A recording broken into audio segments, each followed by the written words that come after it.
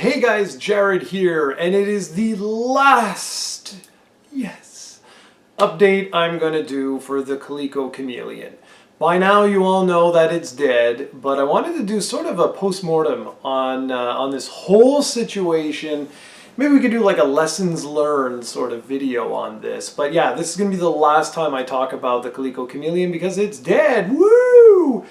Okay, so the last video I did, basically everything was getting out of control, and Coleco, the company, had given RetroVGS, Retro Video Game Systems, system, and Mike Kennedy, the guy behind the whole thing, essentially 6 days to have a working prototype, or else, boom, they were going to pull the licensing for Coleco, and that would have been, you know, the end of it. And so I already told you guys that, you know, in 7 days or 6 days or whatever it was, that pretty much they're screwed. And that's exactly what happened. You've read this everywhere, I'm sure. You've probably watched 10,000 videos by now on this, so I'm not going to retread all of this. There's been a whole bunch of people attacking Gamester81. People have been defending him. And just this whole thing. Look, guys, this right now, just what I want to talk about is a post-mortem on the whole things, and like I said, a lessons learned. So, just to bring you up to speed, the 6 days came and went, and so Coleco pulled their name from the project. And I think it was like the same day that happened, the RetroVGS / Coleco Chameleon website was gone, was pulled immediately. Their Facebook page, no posts were made, no nothing, just completely gone. So it's gone, it's over. But there's been a lot of fallout from this, a lot of fallout from this. The editor-in-chief of Retro Video Game Magazine didn't want anything to do with this, or Mike Kennedy, or at all, any of it. So he jumped ship and was like, hey, goodbye, which means you're going to see that the Retro Video Game Magazine is probably going to be on its way out. I'll be shocked if they keep that running for much longer, because everyone's going to want to avoid Mike Kennedy now like the bloody plague. And it's funny because he did a lot for the community aspect of video games. Like, he was really involved in different things, but this was just such a big screw up that it may have just destroyed any chance this guy ever has again of working with gamers in the gaming industry or anything related to video games. And that's the thing I want to talk about, like the post-mortem of this, of like, so now what? Well, it just goes to show you guys, with the power of the internet, you really have to be open. You really have to be upfront. You've got to be honest. And you just, you know, don't screw people over. It's going to bite you in the ass. I mean, this particular thing, it was a lofty dream that Mike Kennedy had, and there's nothing wrong with that per se. But he should have just come out and been really open, really honest, and said what he wanted to do, and that he didn't have the money. It's as simple as that. I don't have the money to do a prototype right now. This is what I would like to do. I've got some engineers lined up. This is where we'd like to head. But we don't have the money to make this happen. Is there anyone who wants, say, like a cut of this? There's a couple of places, I can't think of what they're called off the top of my head, where like you can pretty much invest into the pitch, okay? So Mike Kennedy, before all of this, he should have gone the direction of like the Retro Video Game Magazine.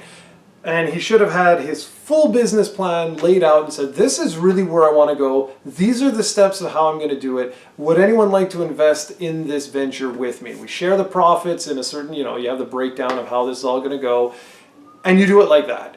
But to do it the way they did it, I think is just, it's ridiculous. And the hiding, putting a Super Nintendo inside the shell and all this. Guys, that's like, man, fraud. You don't do that. And I can't believe, you know, they tried to salvage the Toy Fair. Like showing, they never should have gone to Toy Fair. That's the thing. Like, I mean, it's great having milestones and all of this in projects, but you know, if you're not hitting your milestones, if you're missing your dates, you don't go to a game show. I mean, my God. So anyways, the post-mortem of that is, well, lessons learned is, you know, don't be an ass If you're going to do something, just be open and be honest. And if you have a really good idea, people will flock to you. People will be interested.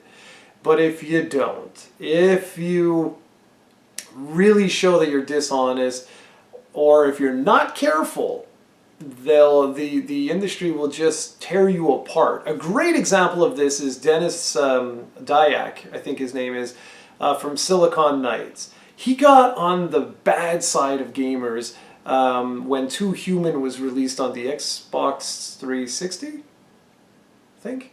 Yeah, I think it was. My God, the Xbox 360 lasted for like 15 years, it feels like. But anyways, and he like tried to sue Epic Games for their Unreal Engine, saying that they weren't getting support and this and that and everything else. But there were a whole bunch of other games that came out that had the Unreal Engine and they were fine. Anyways, that really irked a lot of people. And then Too Human itself was just like a boring game. It wasn't even a great game. And that guy is pretty much doomed in the industry now. Like, he had a Kickstarter for like the sequel, well, spiritual sequel to Eternal Darkness. That should have garnered like millions of dollars. But people, when he appeared on the video, right away, there was a huge backlash. And I know it's not exactly the same, obviously, as this, but what I'm trying to say is that the community does not forget. Like Mike Kennedy right now, dude, I think you are screwed, man. You don't realize what you've done. But there's like, no one's going to want to touch you with a 40-foot pole now. Everyone's going to want to stay away. People are dropping like flies from the Retro Video Game Magazine.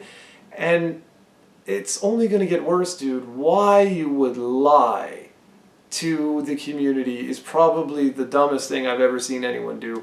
And it's just so damn insulting. So the one real takeaway from all of this is you wait till you have something to show.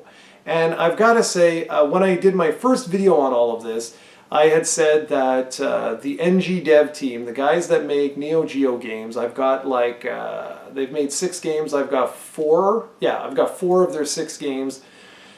And they're making new hardware, new arcade hardware. Have they announced it? No. They simply said, we're making new arcade hardware. We're talking to some Japanese publishers, see if anyone's interested, because there's an active arcade scene over in Japan. And they're just trying to gain interest to see, like, is anyone even interested in maybe potentially supporting this platform, because obviously they'll get some additional funding and they'll be able to go from there.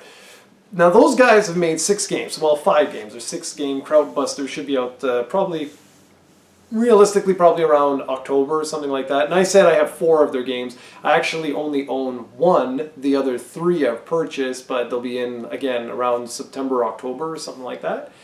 I'm going to pre-order their next game plus their 2 other games I'm missing, so I have their complete collection, which I'm really looking forward to. I really like those guys. And it's for the Neo Geo, right? And so their new arcade hardware is, well, we don't know. We have no idea. But I like that. They're not coming out and being like, oh, like, here you go. This is the new hardware. Woo! And it uses a controller like this. Yes, yes. Oh, just ignore the Xbox logo. Like, they're going to work on it until they have something to show. And knowing these guys, they're probably going to show you probably some gameplay footage. I mean, they have some questionable things the NG dev team does. Why they show like trailers and they show screenshots taken from an iPhone. What the hell? I don't quite understand that. They got a lot of flack over their Krautbuster, which is their, it's almost like a Metal Slug clone type of game, run and gun shooter. And a lot of people didn't like that. They were like, why would you do that? There's already such a great run and gun shooter on that particular platform. Why wouldn't you try something else? But you know what? Who cares? That's up to them. But my point with this, with their hardware at least, is they're not showing anything until they're damn well ready to show something. And that's the proper way to do it. I don't know what Mike was all into or what he was thinking to rush this out before you had anything. And I get it. If you don't have the money, that's fine. But you work on what you can until you can get the funding that you need in order to make a prototype. And if that doesn't happen, then that doesn't happen. That's life. So that's pretty much it. That was the last video, like I said, that I will do pertaining to the Coleco Chameleon. I will have more videos coming up about NG Dev Team's new hardware, because I'm kind of fascinated by that. New arcade hardware in 2016? What? But we'll see. We will see. So that's it. That is the end of the Coleco Chameleon. I can't even say rest in peace because, well, it doesn't deserve to rest in peace. This was really botched from the get-go. So I hope everyone has learned some lessons from this. I hope particularly the industry has learned some lessons from this. You do not screw over the gaming community, because they will not forget and they will absolutely destroy you. Thanks a lot for watching, everybody. I will see you all in the next video.